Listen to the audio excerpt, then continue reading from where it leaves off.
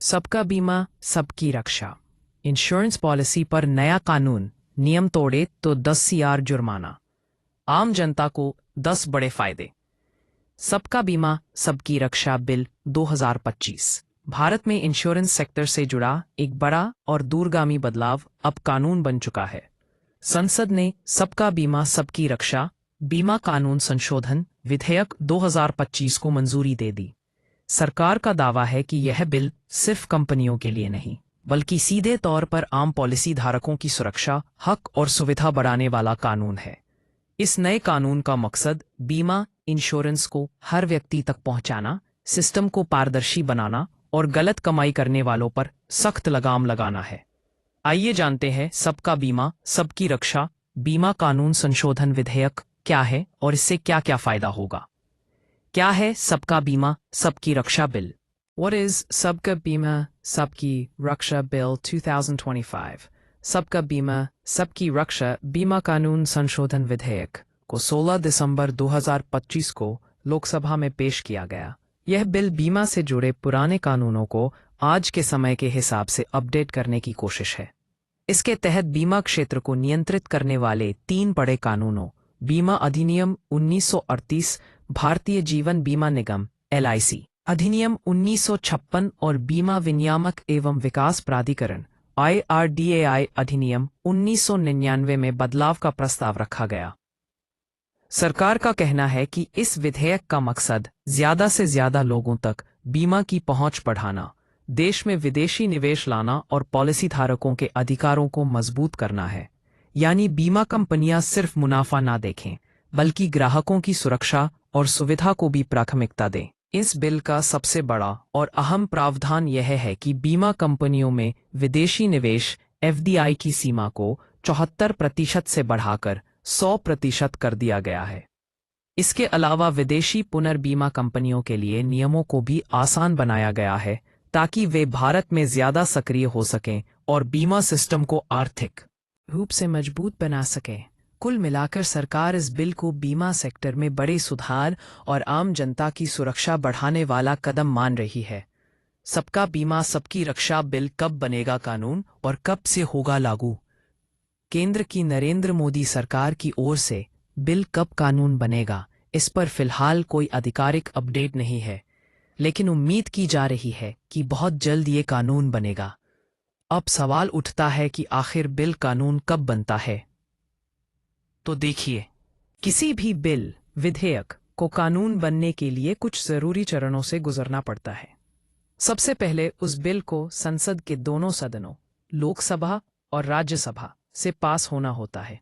इसके बाद यह बिल भारत के राष्ट्रपति के पास मंजूरी के लिए भेजा जाता है। जब राष्ट्रपति इस पर अपनी सहमति यानी हस्ताक्षर कर देते हैं, तब वह बिल कानून, अधिनियम, एक्ट बन जाता है। राष्ट्रपति की मंजूरी मिलने के बाद सरकार इसे आधिकारिक रूप से अधिसूचित नोटिफाई करती है। अधिसूचना जारी होते ही उस कानून को एक आधिकारिक नंबर दिया जाता है और फिर वह पूरे देश में लागू माना जाता है। सरल शब्दों में कहें तो संसद की मंजूरी, राष्ट्रपति की सहमति, सरकारी अधिसूचना, इन तीनों के बाद ही कोई बिल पूरी तरह कानून बनता है और उस पर अमल शुरू होता है। सबका बीमा सबकी रक्षा बिल के मामले में ये संसद से पारित हो चुका है। अब इसे जल्द ही राष्ट्रपति के पास भेजा जाएगा। दशा सबका बीमा सबकी रक्षा बिल बेनिफिट।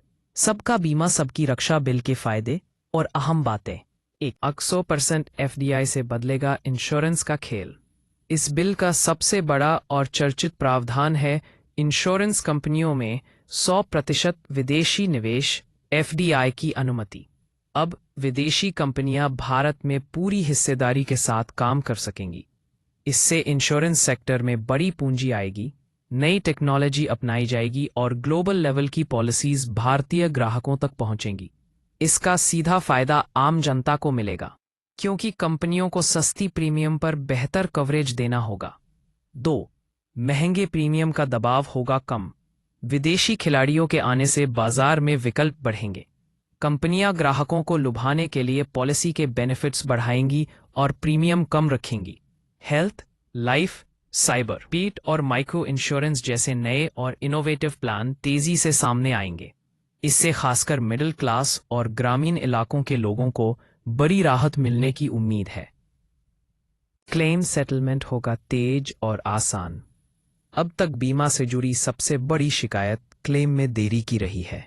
नए कानून के बाद कंपनियों पर सर्विस क्वालिटी सुधारने का दबाव बढ़ेगा।